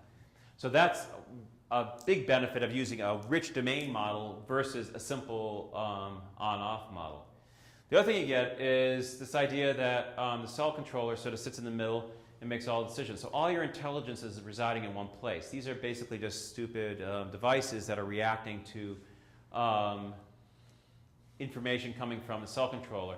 What we're doing is pushing the intelligence out to the edges with MTConnect. We're having each of the devices have the intelligence to be able to maintain and monitor themselves and understand what their capabilities are, what their states are, whether they're able to do things or not. So basically, the machine tool and the robot can tell whether they're in a good state or a bad state and can perform recovery. One of the things we found when we actually did this is that when something went wrong, when one of these guys failed, because we had the intelligence on each side, we could go through some very simple recovery scenarios, and each side could recover basically on its own without affecting any other part of the system. So the whole system didn't have to shut down. We could just have one part of the system responding. The cell controller also, as we start to scale this thing out and increase our complexity, we've also eliminated this single point of failure. So as you have more devices connected up here, this becomes more and more of a critical point in the whole system. Whereas if the cell controller fails, the entire cell stops. With MTConnect, basically in this solution, if one of these devices fail, the other ones can keep going. They can fill in for each other, they can keep operating because we don't have a single point of failure. So that's one of the bigger values. So in other words, it's, it's lower cost, more resilient, more flexible. You can add devices to this thing dynamically as well. Currently we support door, chuck, material handler, bar feeder, and of course we can add more. This is extensible like everything else, so you can extend it to support different types of interfaces. And that's, we're going to be supporting more in the near future as well. We've got some on the docket for the next version of the standard coming out. Talk to you a little bit now about, actually, crap, I'm on time. Did not expect that. A couple of research projects that have been going on in various different places. This is actually from UC Berkeley. This guy right over here, Ranak. And of course, Dave, our patron saint, Dave Dornfeld, who was one of the guys who started working on the standard with us. And he probably could do a better job at this, but the idea here is sensor fusion with data coming off the machine tool and getting real-time streaming data, combining it with NC data, understanding what's going on with a particular part and process, and then being able to do diagnostic and prognostics around that data. And he's supposed to throw something at me if I get this wrong. So the way we usually start out is with our past experiences feeding into the process. So from engineering, we set our process parameters and everything else to be able to come up with what we think is going to be our optimal process. We then put it down to the machine tool. Now what this gives you is with external sensors and with other attached equipment, we can then collect all that data, analyze it, and extract the knowledge, and then loop that back through in a continuous improvement loop and continuously optimize that process around multiple different parameters. Speed, energy, this is an energy example. A lot of different ways we can be able to improve data. Because MTConnect, again, with the timestamps and the other capabilities, is able to align the data together coming out of your sensors and out of your CNC and PLC, you're able to understand the causality and what happened when you did something on the machine. This is the way that the machine is actually set up. So this is our little Moriseki. You have an MTConnect adapter that's actually pulling data from the controller itself. You have a high-speed power meter that actually my company produces, which is getting data at 100 hertz. That goes into a switch, and that's all collected up by the MTConnect agent, which again provides that to then your analytical processes. The steps of processing are basically collected from MTConnect. You condense it up using analytical methods, which I'm not quite sure about. And then you can then use that data to feed into a simulator and then simulate the processes. And they developed the whole simulator based on the actual data and then modeled it based on that. So basically take your HSPM data, your controller data, combine these together and synthesize them, and then work it through. So your MTConnect data is right here coming down, your direct data. Then you can, this is derived. So from the timestamps, you can get durations, your energy used, averages, and again, statistical processes based on the data that you're getting out of the machine. Length of cut by measuring the positions and so forth, and feeds and speeds and so forth. And so that's all your derived data. And then you can go and simulate the data and optimize it based on your analytics on top of that. Am I fairly on point? Okay, good. Good to know. So from your machine tool, then you get your data, order, data processor, blockwise condensation, and then then you can do your simulation, compile it out, and then go and generate your models. And I can't get into that because I can't go that deep. So some of the methods that he used. The dimensions that we're using here: speeds, direction, strategies. I guess you derive those from probably positional data, and we're able to figure out what the climate conventional. Then you can figure out your features and your different approaches to it. Along again, he's focusing on energy dimension for this, energy optimization. And then energy per length of cut is basically your unitized metric that you're using to be able to then characterize this spatial cut. As is demonstrated right here, you have your rough slot, you have your different features that you're making, and then you do your samples and your tests and your test parts, and then you figure out how well the model predicts what was going to happen. And then, of course, the last part is prognostics and optimization, where I can then take the paths and then figure out what is the most efficient way to be able to make, or what is the most efficient tool path to be able to make this feature. And by using the MTConnect data, simulating, and passing that data back around and optimization, again, I can then figure out how to create models that actually reflect what really happens out there. So MTConnect gives you the ability to get all that sensor fusion data and controller data to get exactly what your best strategy is. Similar type of thing. This was actually done at IIT Madras by Harish Rajat Tiwari and Adlan, who's my sort of partner in crime. We started the company together. He actually worked on the standard early on and has worked with a lot of people over at with Dornfeld as well. And this is where we were trying to take a machine tool and basically break it down to its individual components, and then figure out how to simulate an entire machine tool energy signature given component level decomposition. So we used again the high-speed power meter that we talked about before to be able to do 100 hertz sampling, and we were able to simulate quite a few different machines. So here's how it was set up. They created a test rig using a 3-phase AC motor, and then coupled it to an AC generator, and then put it on a load bank, which then put resistance onto the motor, and then use a high-speed power meter right here to be able to create simulated data. That was able to tell us how much power was associated with various different operations going on the machine. One of the reasons we need high-speed data, this is actually using a time series data that I talked about before, 100 hertz data, 10-second chunks. This is what the signature looks like if you use low-frequency data. Basically, everything gets smoothed out too much. You can't get much detail out of it. At the black line is at 1 hertz, the blue line is at 10 hertz. Still not enough definition to be able to capture these spikes. You need the spikes to be able to tell exactly what the signature of each one of these different operations is. And we found that we had to go to at least 100 hertz to be able to get enough definition to be able to really start modeling this. So we took a recurring machine tool cycle.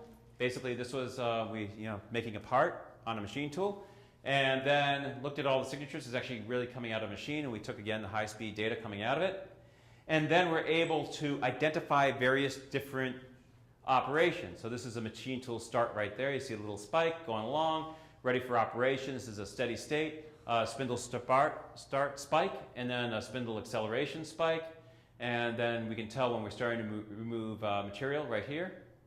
So this is movement, remove material, unproductive power, and tooltip power is right here. So they were able to actually break it down into multiple different sections based on whether the tool was engaged or not by using the load bank, and then when the machine tool is switched off.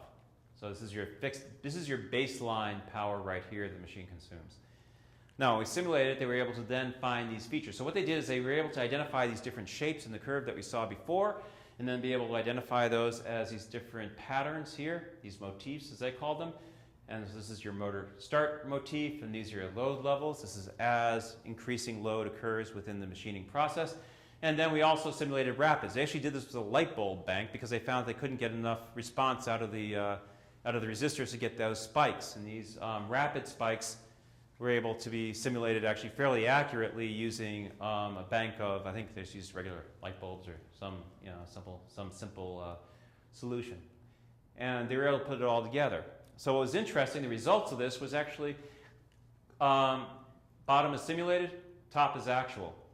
And when they went and then took the process with sort of blindly and tried to recreate what that signature was going to look like by looking at each one of the processes, the rapids when the machine tool was engaged in metal cutting and not, and what the machine tool was supposed to be doing, rapids, etc., all those different cycles, they were able to get a very high correlation between what they could simulate, what their model told them the machine was going to be doing, and what the actual machine tool did. You can see the curves are actually pretty close, and it was found to be, within 82% of the actual. So this is actually pretty good. This is an intern research project. Yeah. How the simulation is done here? They took the G code, actual process plan, and they were able to break it down into the different operations, and then through analyzing, I think they did a depth of cut and a couple of different analysis about the load and depth of cut and a couple of speeds, feeds, and other things. They were able to then back that out into the different motifs and the load levels that were going to be exhibited, and they were able to back out this pattern. I don't know a huge amount about this. If you want to, I could get you in touch with somebody who could really do a really deep dive. There's a paper out on this as well, which goes into all the different analysis and how exactly they did this. So I can get that to you as well. Last one I'm going to show you is a 3D printing example. This is actually done also out of IIT Madras. They were looking for two things. They were looking for a way to be able to characterize the strength and the quality of a part. So they looked at quality. What is defined as quality, strength, and dimensional accuracy? How can we define these two things based on the process parameters going into a 3D printer? They bought a little 3D printer, built it up, put it together, Arduino controller, and then played around with it, and then looked at, okay, what are the things that are most highly correlated with quality? And they went across multiple different dimensions, and they first started selecting their process parameters, and then did some design for experiments with various different accuracies. Sorry. So speeds, feeds, things that were already in MTConnect they used already, temperatures, etc. They had to add some additional tags for this. There's a blog on our website about this. The first two sections. There's a couple more sections in the paper coming out of this as well. The project is just finishing up, so it's still a little bit nascent. So basically they broke it down to 7 control variables. I'll distribute these slides again at the end, so people can read through this. They did a bunch of research into it. They used Slicer to be able to slice up the model into multiple different levels, layers, and looked at the various different parameters. Again, their focus was on these two areas of strength and quality, or accuracy. So for this, they used 7 variables, and I took this from their paper, so I don't know exactly what all this means, but it seems really cool. You guys are in research. You know more about it than I do. Dimensional accuracy, basically they made these cubes, and then they were looking at different strategies for producing the cubes, linear versus hexagonal, and a whole bunch of different strategies, also temperature and so forth. They used caliper, basically do the accuracy testing. And I think they also did an RA test on it as well. No, the standard can actually go up to like 8 kilohertz or 44 kilohertz. Oh yeah, with time series data you can go as high as you want. Like most machine tool sampling is around 500 mils, let's say 2 to 10 hertz, somewhere in that range. Again, it's basically the application can sample at 1 hertz. It can but the data could be coming in at 100 hertz, yes, and it will batch it all up together for you. So it automatically sort of compresses it down to a reasonable amount. If it was going to pass it out faster, it would actually be a problem. So they did a 3-point test, strain test, to be able to come up with an ultimate tensile strength metric. And the results were interesting.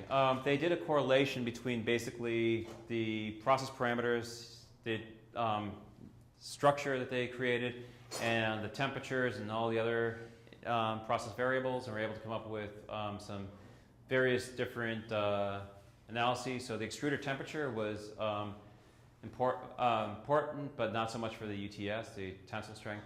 Infill pattern, they found was a determining factor.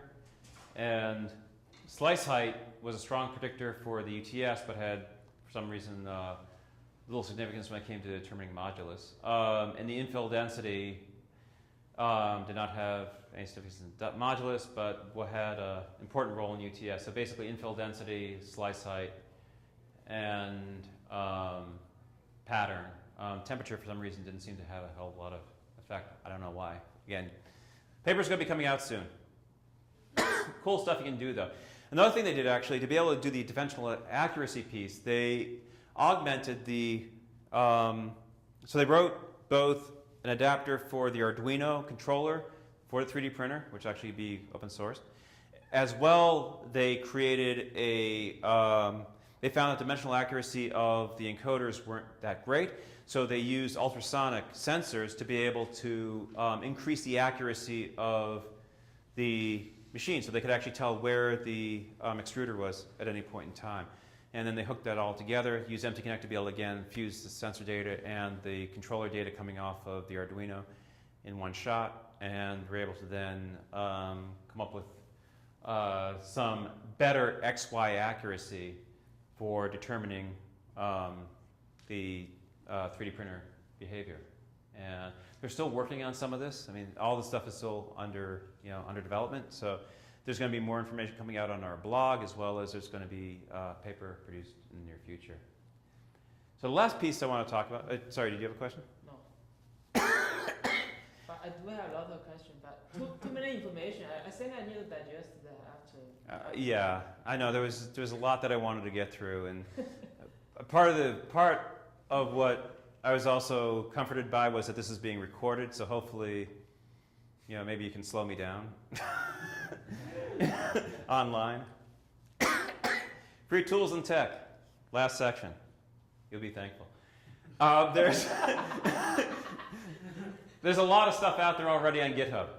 MTConnect.org, basically GitHub/MTConnect. We have an open source adapt agent that is written in C++. And is free for download, free for use, free for extension. Play around with it. If you make any changes, please give us back to us. The adapter labs in C# were done for MC2. There's video about those as well. Those tell you how to develop an adapter. Application lab, which tells you how to create an application.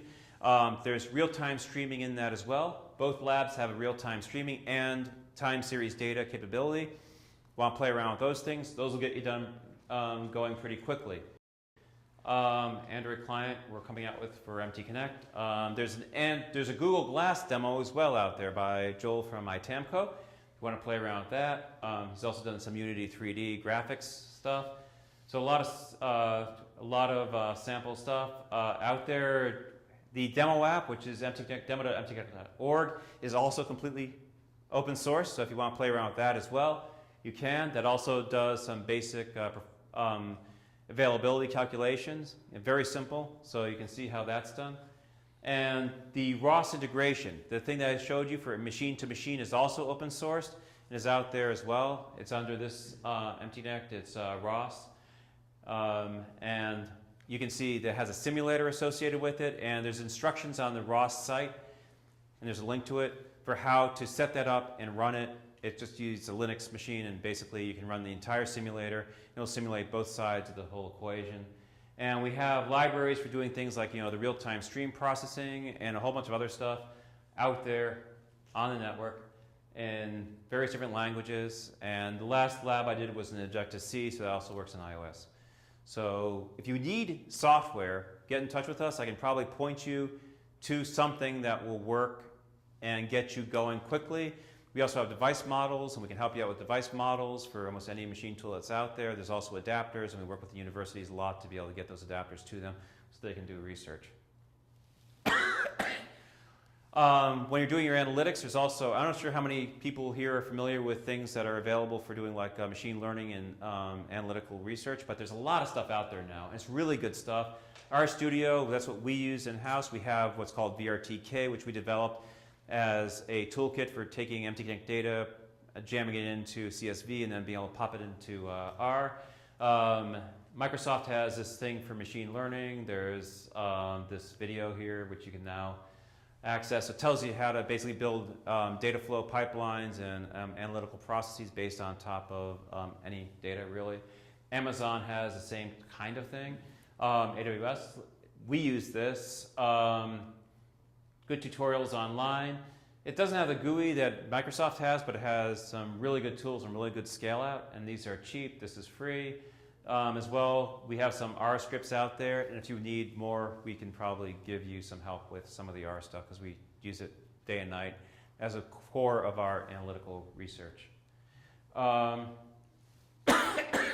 So, I mean, to get started, basically, there's an MTConnect agent, agents@mtconnect.org, that's out there. It's in some of the examples that I gave up there.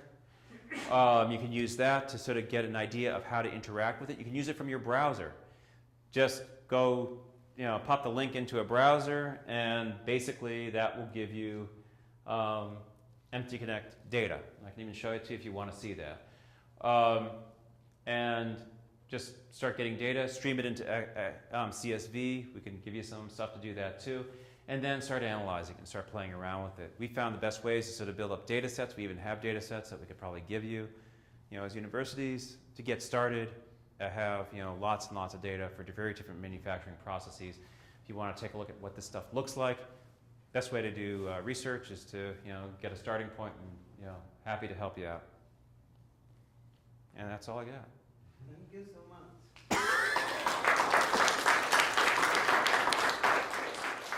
5 minutes to spare. I started 3 minutes late. Yeah. 21. Considering the example of our tool monitoring, Yeah. how many percentage of the overhead can be caused due to the MTConnect adapter, agent adapter? Well, the agent often actually runs on a separate machine, so usually there's very little overhead on the machine itself, just the adapter. So for like tool monitoring, if you're using, let's say, a high-speed power meter or a power meter that sits on, often the way you do load is you're either getting load out of the controller, accurate enough, I don't know.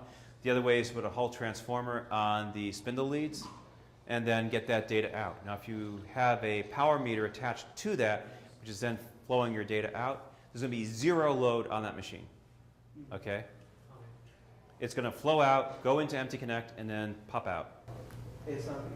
Do you have these slides in the Connect website available for us? I will have, because I finished them up around 3:15 today. So they were done around 3:15. So they will be posted probably next couple of days. Helena will take care of that. As well as the video is going to be out there whenever they get that done. Yeah.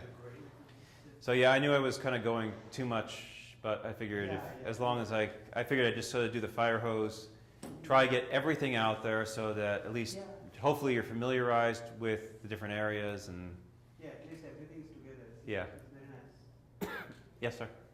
For the machine to see, I already studied something related to MTConnect. We have the machine in my lab is something has machines.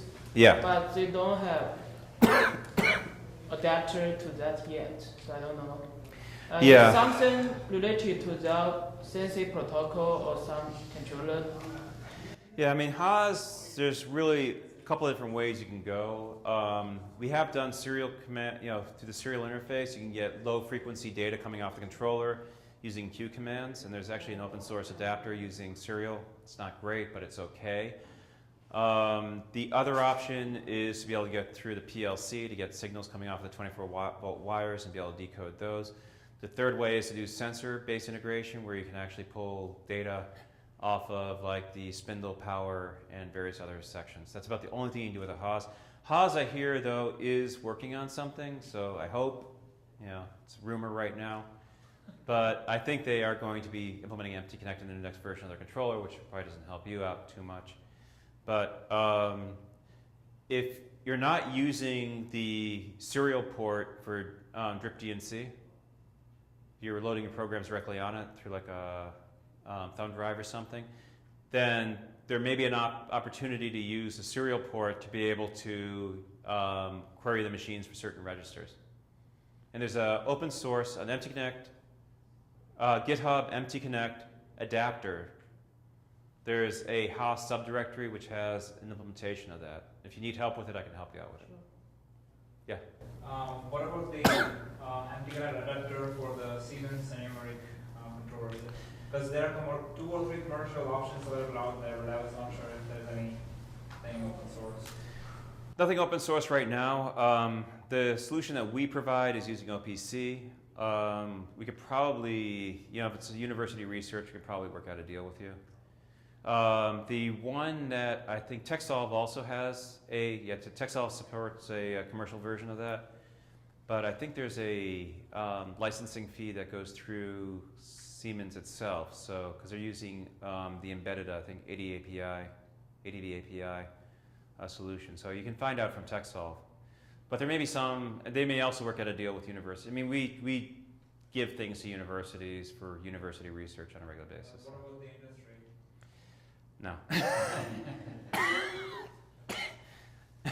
No. Industry, we figure, can pay. So, yeah, go ahead. So, like, I'm in the school, like, if I contact them, so they can provide me the free adapter and those. Did you see that? For Siemens? Yeah. I don't know. I don't know about TechSolve. I think, from my company, we could probably help you out. Oh, sure. Then I contact you. For Yeah. the adapter. Yeah. Is PLM involved with this at all? Yes. Any There's another question. PLM? Yes. We haven't done PLM per se. The next release of the standard for 1.4 is going to have a parts model, which is going to support being able to communicate assets associated with a process. So, are you familiar with like ISA 95 and B2ML, those standards? Okay, those are process-based standards, which basically break down your process into a series of process steps. Each of the process steps then references a series of different assets associated with each one of the process steps, like control programs and so forth. From the control program standpoint, then we're going to reference those as separate assets. Each one of the control programs is going to be an asset. That's going to be linked into that part model, and then you can then pull that in. So what it is it's a pull-based PLM implementation. That's what we're going for here. And so that basically there's going to be a process like running either on the controller or next to the controller that's going to be looking for processes that device is going to be running.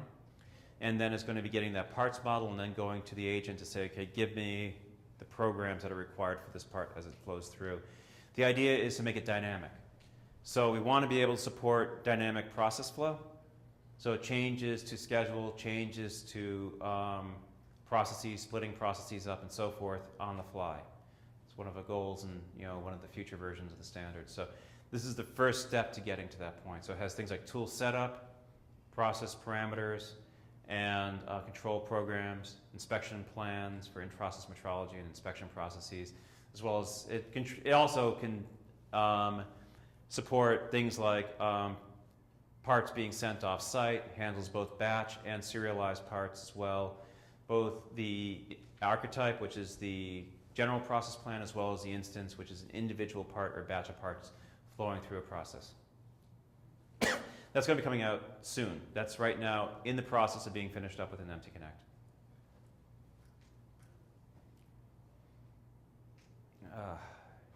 More questions? Okay. Nobody died.